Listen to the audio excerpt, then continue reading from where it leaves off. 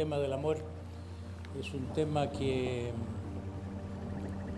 merece pasar a primer plano en este mundo que se podría decir imperialismo de la razón.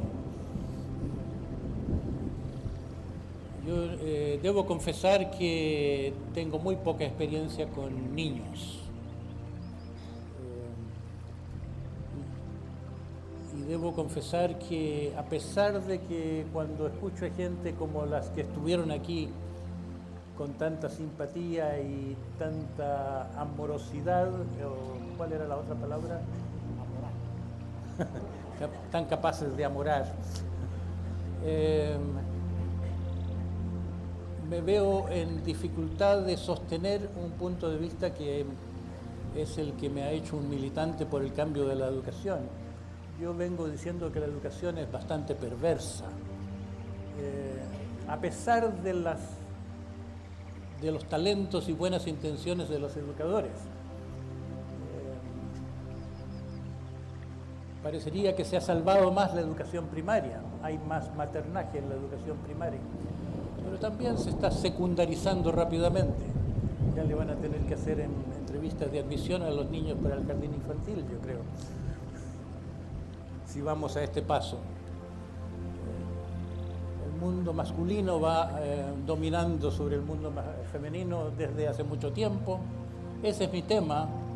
Tú me has presentado como especialista de la Gestalt, pero en realidad soy más especialista en los últimos 20 años de mi vida en la civilización, en mi interés en la psicopatología, en eso que Freud llamaba la neurosis universal, me ha llevado a este concepto de la mente patriarcal, que es lo que se ha desarrollado acompañando lo que llamamos civilización, que no es otra cosa que la sociedad patriarcal que se instauró hace unos 6.000 años, frente a un reto de la Tierra. El calentamiento de la Tierra de hace 6.000 años hizo que hubiera migraciones de las poblaciones sedentarias originales y nuestros antepasados se tuvieran que volver bárbaros, predadores, violentos, insensibles.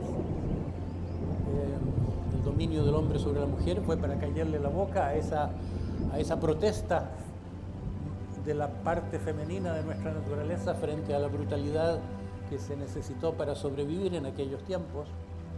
Creo que el resto de esa decisión fue que en todas las religiones se sacraliza la violencia, el rito de los sacrificios son universales.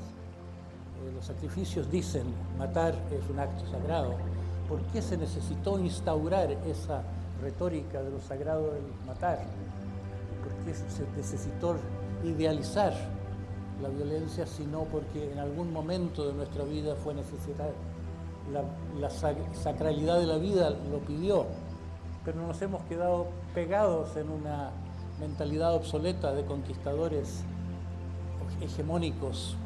Nos hemos quedado pegados en lo que nos sirvió hace 6.000 años, se ha ido haciendo cada vez más problemática, y yo interpreto que nuestra crisis es esa, la crisis no de esto o aquello que esté complicando a la civilización, sino la crisis de la civilización misma, de ciertas cosas que son intrínsecas a la civilización que ya no caben, especialmente esta mentalidad hegemónica, conquistadora, insensible, que yo interpreto con lo que llamo la mente patriarcal, el dominio de uno de nuestros 3 cerebros sobre los otros 2.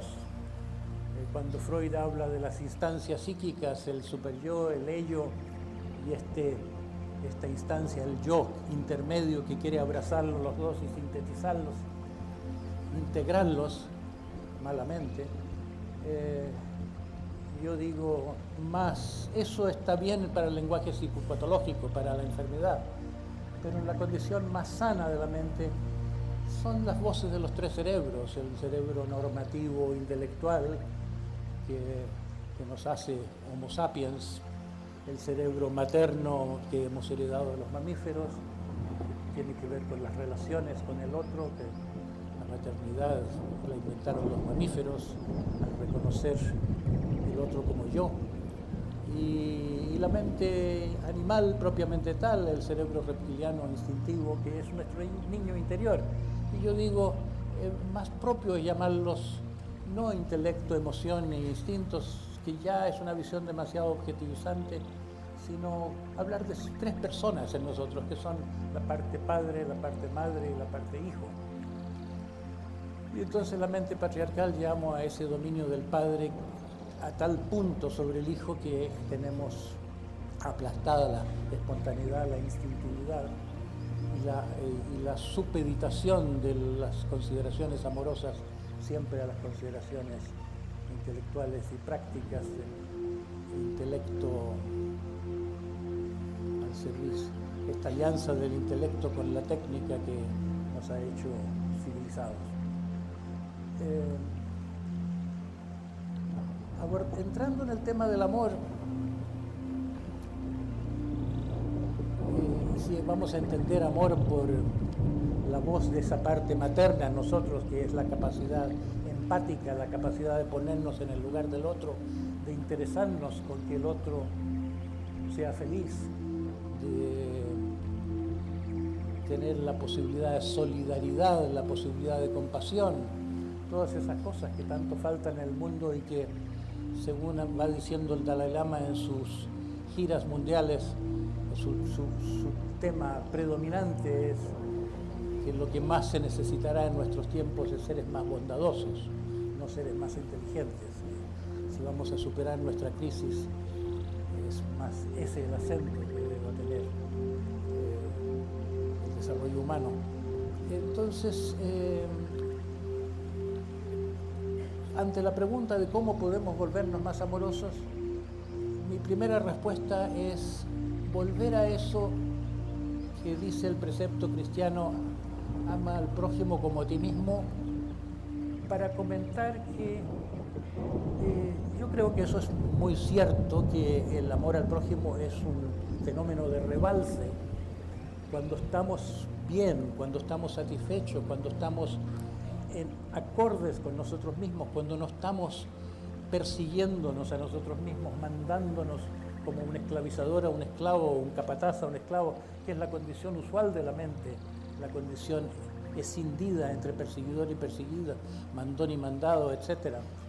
Cuando estamos en una condición armoniosa, que es el sano amor a uno mismo, sí que es natural el amor al prójimo, es espontáneo el amor al prójimo, pero no nos damos cuenta en qué medida nos falta ese amor por nosotros mismos.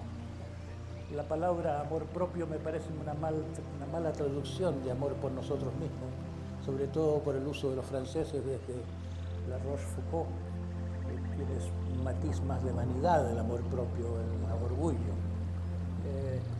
Yo creo que se confunde el amor propio con el egoísmo, que es un pobre sustituto. Cuando las personas no se aman a sí mismas, tienen que volverse egoístas para sentirse que son algo. El egocentrismo también, el narcisismo. El amor propio es algo como un abrazo a la criatura en nosotros. No es un amor a nosotros por nuestros méritos, no por los frutos de nuestro trabajo.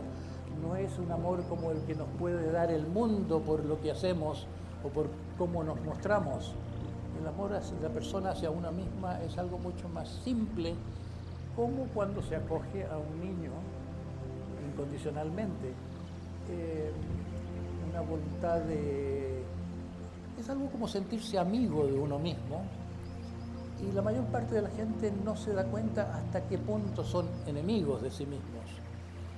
El sufrimiento emocional de las personas es sobre todo fruto de la enemistad de cada uno, del autorrechazo de cada uno.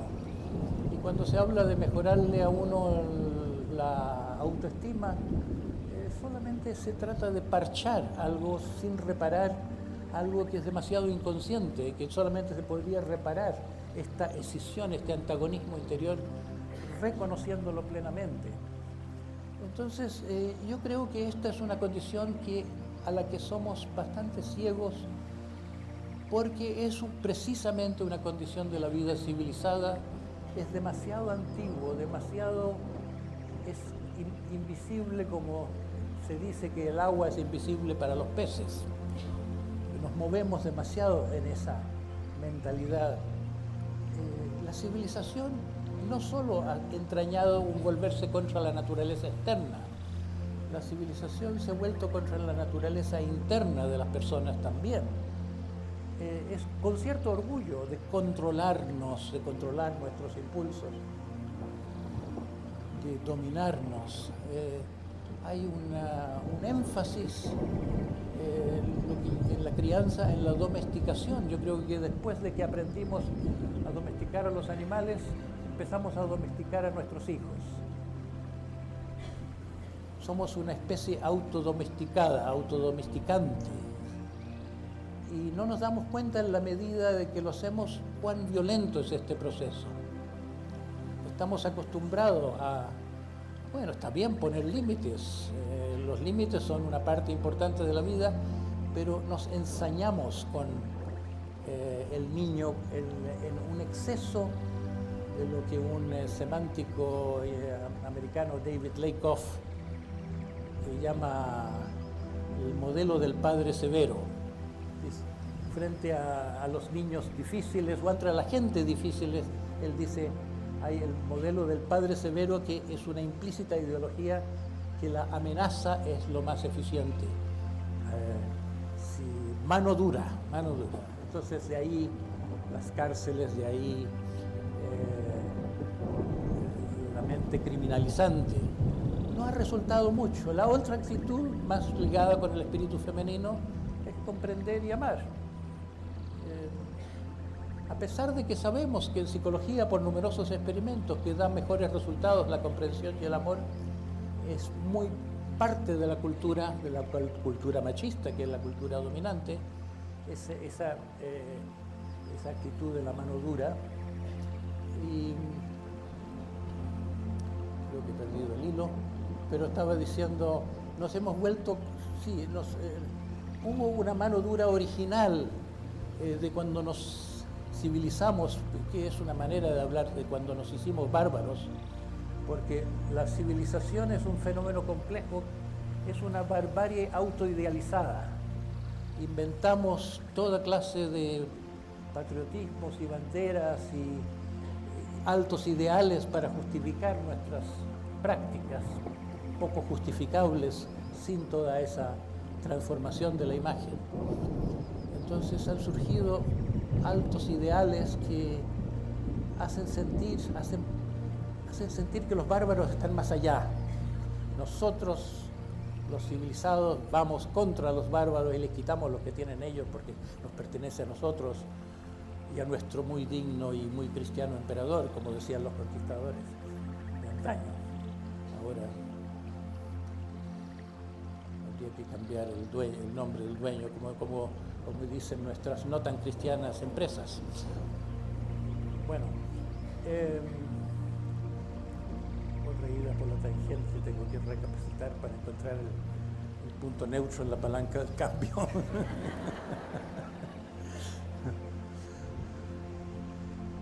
Entonces, si alguna vez en la historia nos volvimos cazadores no solo de animales como las culturas primitivas y chamánicas, sino que nos hicimos cazadores de personas y de sus bienes. Nos hicimos excesivamente competitivos, excesivamente violentos, es esto.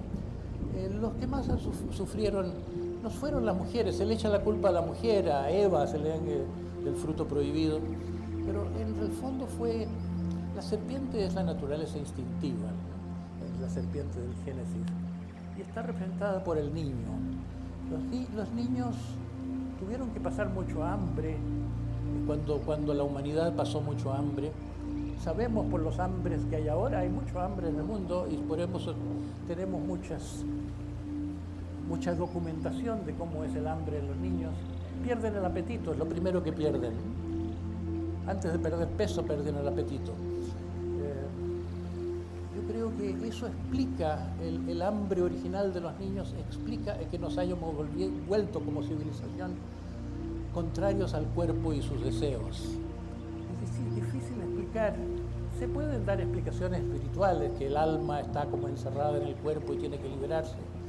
algo de verdad hay en eso, se puede usar ascéticamente el cultivo del desapego, pero esta vuelta patológica contra el cuerpo que ha caracterizado el mundo occidental sobre todo, tiene mucho de patología patriarcal que es anti-niño, anti-instintiva.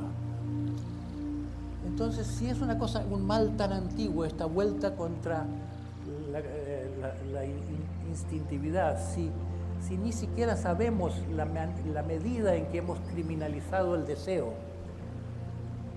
porque hoy en día decimos, tenemos libertad sexual. ¿Tenemos libertad sexual cuando existe la pornografía? La pornografía dice que no estamos tan libres. Es un síntoma de que ese cosquilleo especial, esa excitación, esa búsqueda de excitación, es un síntoma que estamos muy lejos de la naturalidad de los primitivos. Tenemos como una libertad superficial que oculta una falta de libertad más profunda. Si es cierto esto que estoy diciendo, sería muy importante en una educación que habría que redefinir lo que es educación, no solo reconstruirla. En esa redefinición, yo digo, mi modelo es una educación para estas tres personas interiores, para el Padre que hay en nosotros con sus aspectos no solo intelectuales, sino de autocomprensión y sabiduría, para la parte materna y amorosa, y para el niño.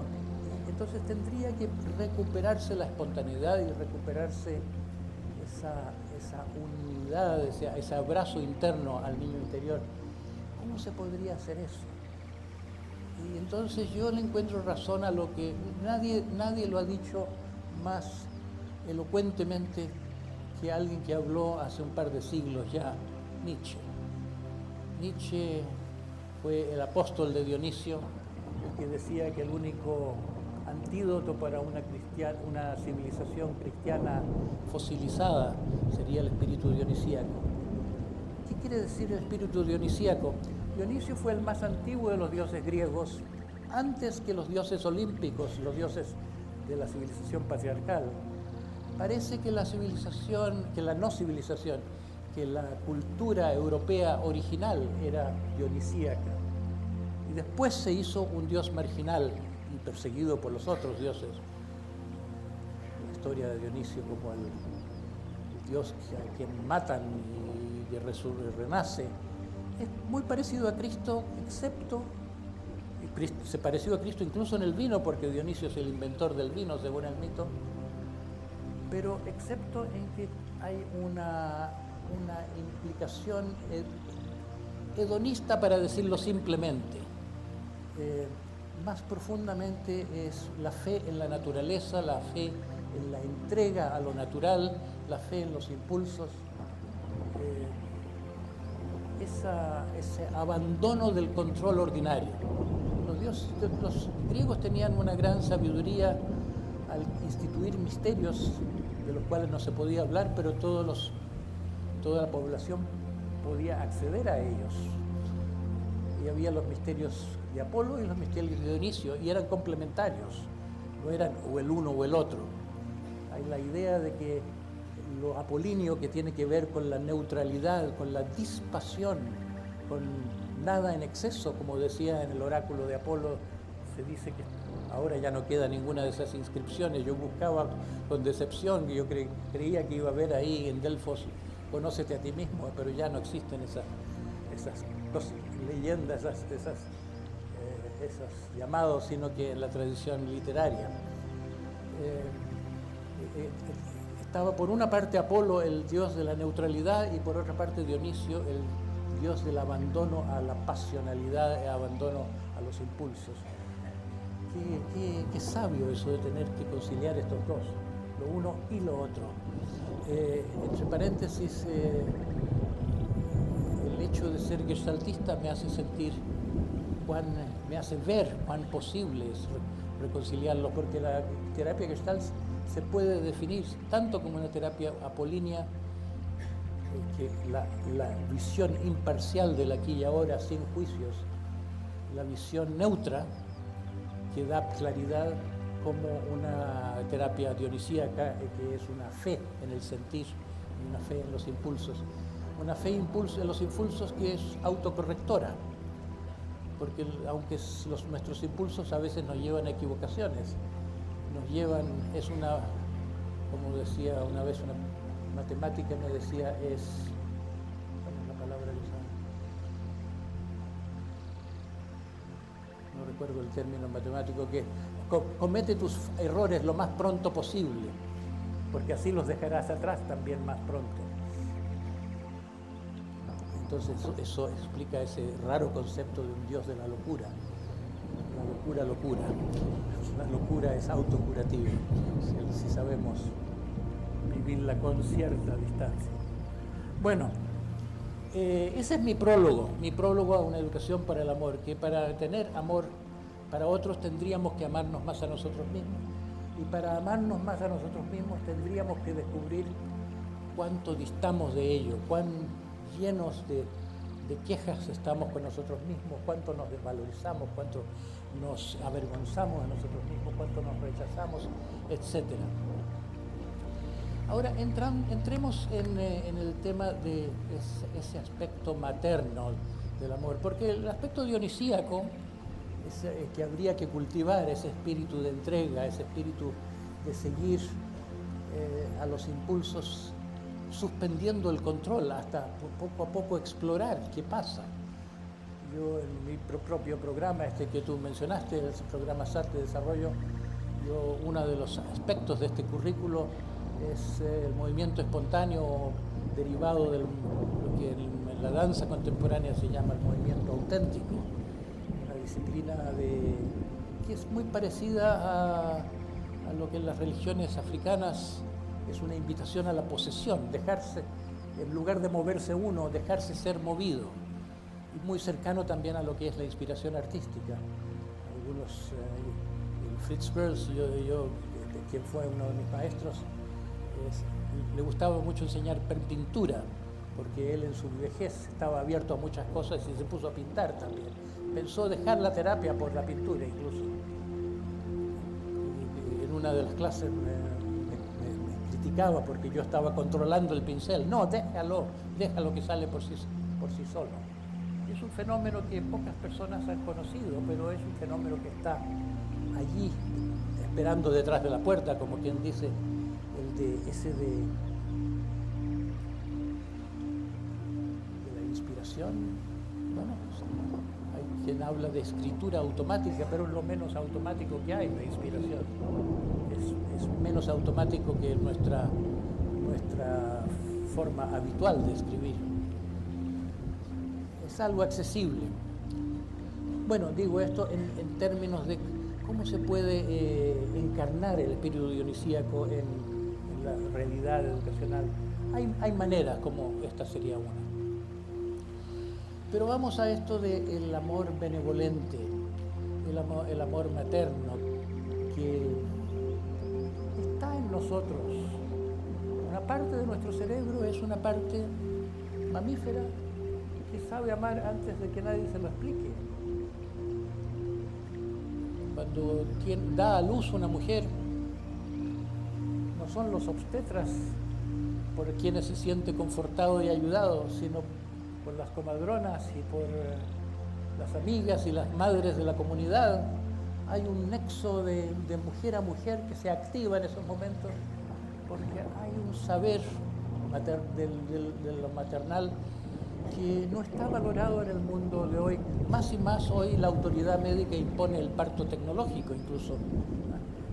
El acto más propio de la mujer, parir como le da la gana, le están vedado hoy el mundo por las instituciones que se han arrogado esa autoridad no solo de prescribir, sino de dictaminar. Nacemos ya bajo el imperio de un implícito pensamiento de que no se puede confiar en la naturaleza. Hay que intervenir, hay que cortar el cordón prematuramente, hay que después darle unas palmadas a los niños para que respiren. Después se ha descubierto que muchas muertes se deben a pequeñas hemorragias espinales. Se inyectan fármacos que rompen los ritmos naturales. todo eso por una falta de fe en que la naturaleza hace su trabajo lo más bien. Entramos al mundo ya con esa filosofía que la naturaleza mejor que la dominemos con nuestra técnica. Nuestra primera experiencia en la vida, la de nacer, está ya presidida por esa ideología. Una ideología que nos va a preparar luego para que la escuela continúe esa labor, yo creo, de socializarnos, como se dice, socializarnos a una sociedad enferma, para que después así quedemos preparados para seguir las lecciones de la televisión.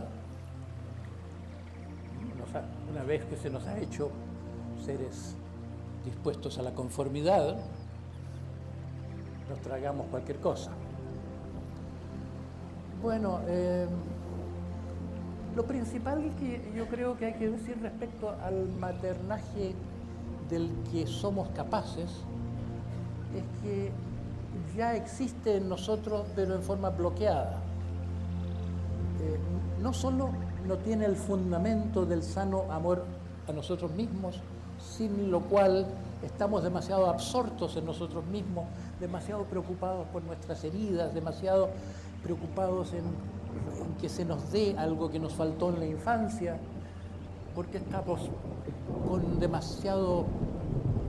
nuestra atención cogida por nuestro mal, con nuestro déficit, no podemos dar. Pero, por otra parte, no podemos dar porque tenemos una mala voluntad considerable. Tenemos mucha rabia. Estamos muy enojados con lo que se nos hizo. Aunque no sepamos lo que se nos hizo. Muchas personas no recuerdan sus experiencias infantiles. Los que sufren de una neurosis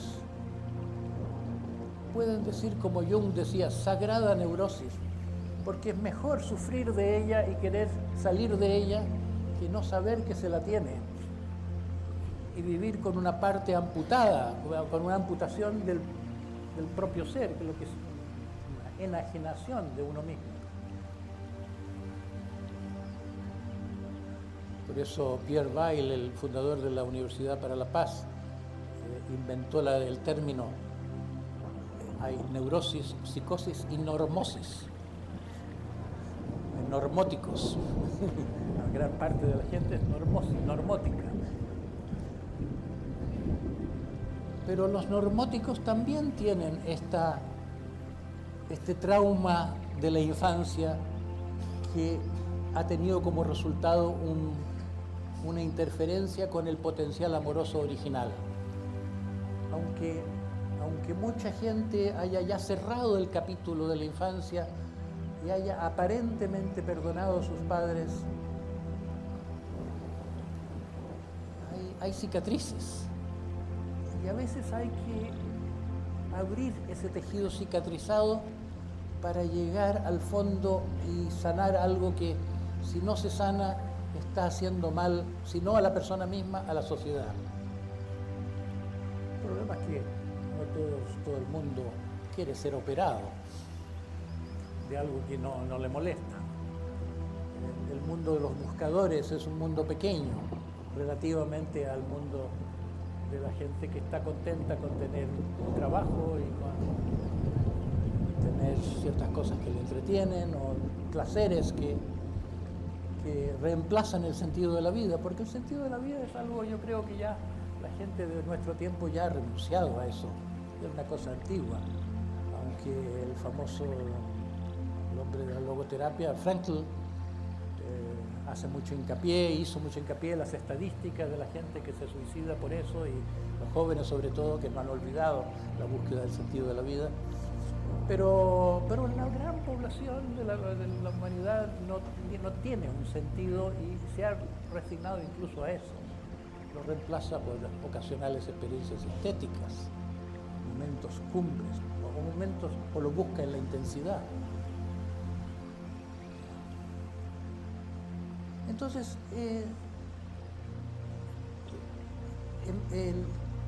no se podría hacer una práctica del amor si no hubiera un intento de cura de la rabia, una cura de la agresión, una cura de la destructividad.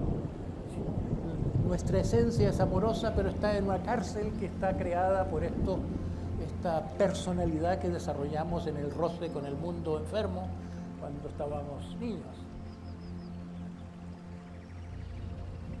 ¿Tendría la educación que tener una función terapéutica que no se ha permitido, tal vez por una cierta colusión con los padres que no quieren que se ventilen los trapos sucios en público, que los niños hablen demasiado de lo que pasa en las casas?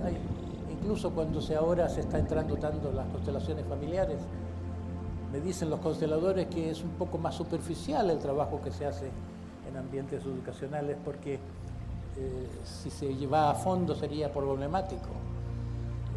Lo terapéutico ha sido sentido como una complicación y habría que tomar partido. No quiere decir que sea invadida la educación por la psicoterapia o por el lenguaje de la psicoterapia o por las técnicas de la psicoterapia, pero que la experiencia terapéutica, la visión terapéutica sí que debía llegar a hacer algo así como un traspaso de tecnologías, pero con una recreación de ese lenguaje. Los educadores debían pasar por una experiencia terapéutica que en este momento no se considera relevante. Lo digo porque el programa SAT se dio en Sevilla una vez, pero la Junta de Andalucía después dictaminó que servía para el desarrollo humano, pero no para la educación, no para la pedagogía. Pero esa es la cosa. ¿Es la educación es para la producción o es para el desarrollo humano? La educación es para... La verdad es que es más o menos para la producción, pero no es realmente para la producción, porque hasta donde yo estoy informado no había correlaciones entre los rendimientos escolares y los rendimientos en la producción. Lo que pasa es que se educa o se instruye, digamos mejor, más apto el término, se instruye para pasar exámenes, y los exámenes son un boleto, son un ticket para entrar a las fuerzas del trabajo. Esa es la aberración a que se ha llegado y el crimen de la educación, porque cualquier derecho se le roba el tiempo de vida a los jóvenes para meterle cosas en las cabezas que luego se les pedirá en los exámenes para darles paso a ser los mandarines, como se ha dicho, del día. Entonces, sanar para amar, sanar de la destructividad. La palabra mal tiene un doble sentido en castellano que es muy justo, muy apropiado. Hablamos de una persona sufre de cierto mal, así como uno sufre de una rinitis, uno sufre de una neurosis. Pero también se habla de mal como algo ético, algo inmoral, algo destructivo. Y coinciden, pese a los pesimistas, que Freud fue uno de ellos. Freud pensaba que es porque somos malos por naturaleza, estamos condenados a ser neuróticos porque necesitaremos una civilización que sea como algo que nos tiene a raya. Sabrán los que han leído sobre historia de la cultura, se habla de Freud en esa perspectiva como el que instauró la hermenéutica de la sospecha. Freud al final de su vida pensaba que somos intrínsecamente, innatamente asesinos, parricidas y caníbales. Un poco exagerado, no creía como Rousseau en la bondad intrínseca del ser humano, y yo creo que hay un gran argumento hoy en día con la experiencia desde Freud y a causa del rol profético que tuvo Freud, pese a su limitación ideológica. Freud echó a andar el mundo terapéutico y hoy en día hay muchas personas que a través de una experiencia terapéutica que no todo el mundo se puede permitir porque no todo el mundo puede pagársela ni tiene el tiempo para ello. Pero hay mucha gente que sana de su neurosis lo suficiente para decir: yo estaba lleno de rabia, yo era una mala persona, me he vuelto una persona que goza de la vida y goza de relaciones deliciosas. Y la gente me llama buena. Bueno, yo soy uno de ellos. Yo era una persona casi autista. Hoy día me quieren mucho y la gente que me quiere dicen que es porque soy tan amoroso. No sé si será verdad, yo todavía tengo residuos de culpa de que no soy suficientemente amoroso, pero algo debe haber. Puedo dar fe de que la terapia a veces resulta, aunque para mí la terapia que funcionó no fue la oficial. Yo me dormía en mis sesiones de psicoanálisis kleiniana. No estaba en condiciones de receptividad dentro de mi personalidad de juvenil. Entonces creo que ya he dicho lo suficiente sobre de que hay que sanar la neurosis para poder dar expresión al amor. No es tanto cultivar el amor. Esto es un poco parecido a lo que es en el terreno de la expansión de la conciencia, el acceso a estados profundos de conciencia, el encuentro consigo mismo, el acceso a la conciencia mística. Hay tanta gente que busca estados alterados de conciencia como en un intento de adquirir algo que está más allá de ellos. Y yo insisto que el verdadero trabajo es simplemente quitar el velo, porque la realidad suprema está siempre en todas partes y en el fondo de nosotros mismos, solamente que está velado por nuestro ego, nuestra neurosis. El verdadero trabajo es deshacer nuestra ceguera. Ese es el... Entonces, con respecto al amor también, que me parece que no hay tanto que hacer para desarrollar el amor como que hay mucho que hacer para limpiar los establos, como en el famoso mito de Hércules. Limpiar el exceso de mierda acumulado a través del vivir en una sociedad que nos enferma en el momento en que nos contagia un mal sistémico. Pero ¿cómo se sana? ¿Cómo se sana esa neurosis o cómo puede la educación contribuir a esa salud?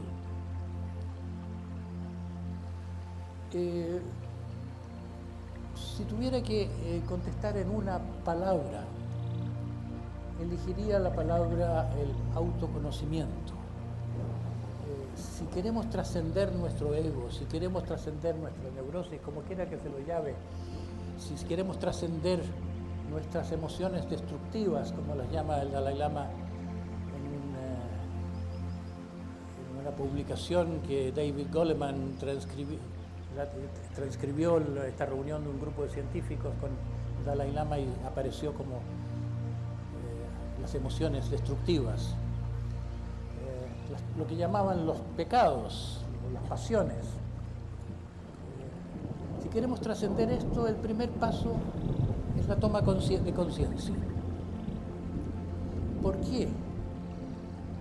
Porque en el momento en que tomamos conciencia de nosotros mismos, ya es otro el yo que mira al yo que miramos. Si yo tengo conciencia de mi proceso de pensar, mi proceso de pensar ya no será el mismo. Si yo tengo conciencia de lo que me sucede en el momento presente, estoy ya optimizando mi momento presente.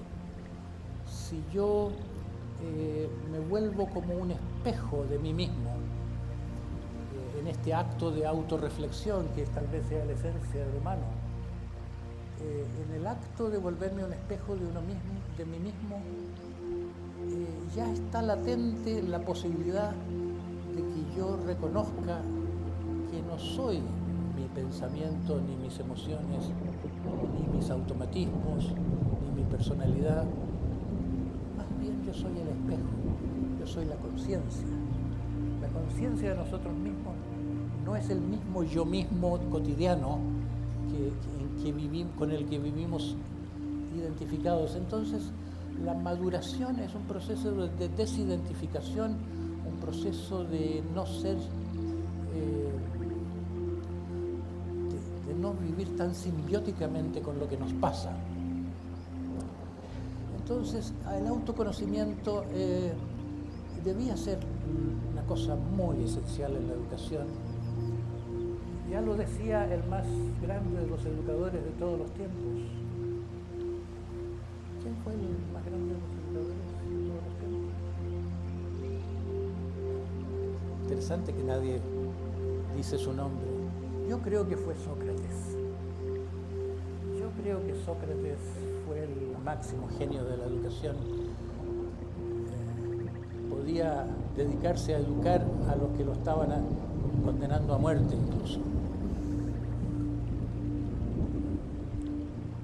Sócrates decía que una vida no examinada no vale la pena. El oráculo le dijo que era el hombre más sabio de todos. Dice él mismo que no podía creérselo, pero empezó a querer entender verdaderamente esto y examinando a otras personas. Y se dio cuenta que había solo una cosa que lo distinguía a él de otras personas, que las otras personas creían saber toda clase de cosas y él no pretendía saber nada. Y que entonces la sabiduría de Sócrates era el conocimiento de su ignorancia. Esto me recuerda a un educador de Costa Rica con quien tuve un encuentro hace algún par de años. Decía que él se dedicaba a predicarle a los maestros que debían ser ejemplos de no saber, que debían permitirle a los educandos sentirse bien con no saber. O como dice también la heredera de Gurdjieff en Venezuela, Nathalie, ¿cómo se llama? Nathalie Salzman o Nathalie Yetivan. Yo viví en su casa algunos meses, muchos años atrás. Después sacó un libro que se llama No saber es formidable. El no saber asumido es la base del querer saber. Entonces decía Sócrates que el conocerse a uno mismo es un fin de la vida, es una cosa primordial en la vida humana. En esos tiempos los griegos no escolarizaban mucho a la gente. Se conformaban con enseñarles gimnasia para el cuerpo y música para el alma.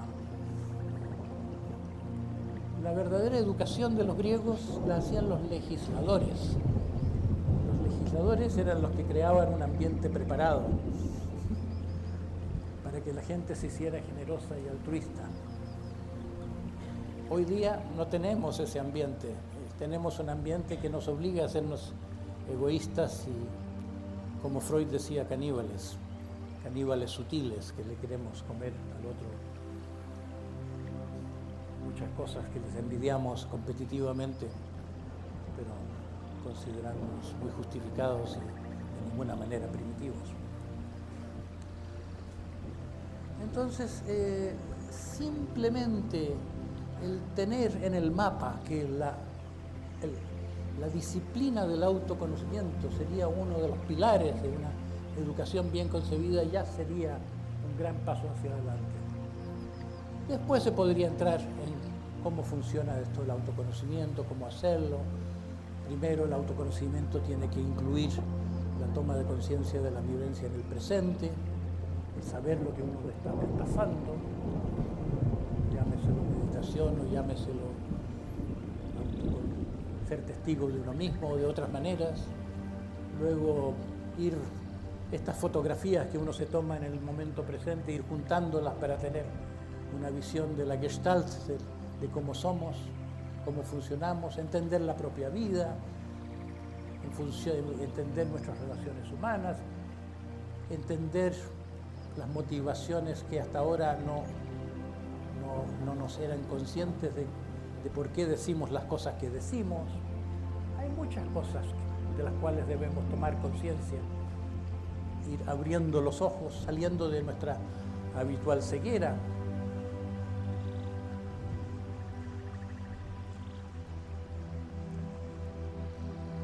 muy importante, me parece, el reconocimiento de nuestra personalidad. Un capítulo importante del autoconocimiento.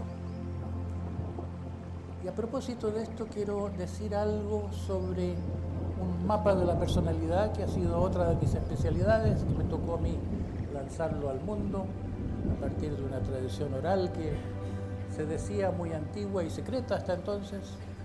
Hoy en día se han escrito muchos libros bastante mediocres sobre ello. El Enneagrama. Poca propaganda le hacen los libros que existen a lo que es la tradición viva de eso. Hasta ahora existían, en todas las tradiciones espirituales hay el reconocimiento de ciertos obstáculos emocionales que nos mantienen pegados en una condición de conciencia limitada. Los kleshas se llaman en el mundo hindú y en el mundo budista, los obstáculos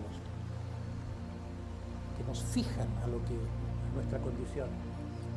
En el cristianismo estos han sido los pecados capitales, pero la noción de pecado, que originalmente significaba una desviación de la mente de su objetivo, fue más y más algo criminalizado desde una posición autoritaria.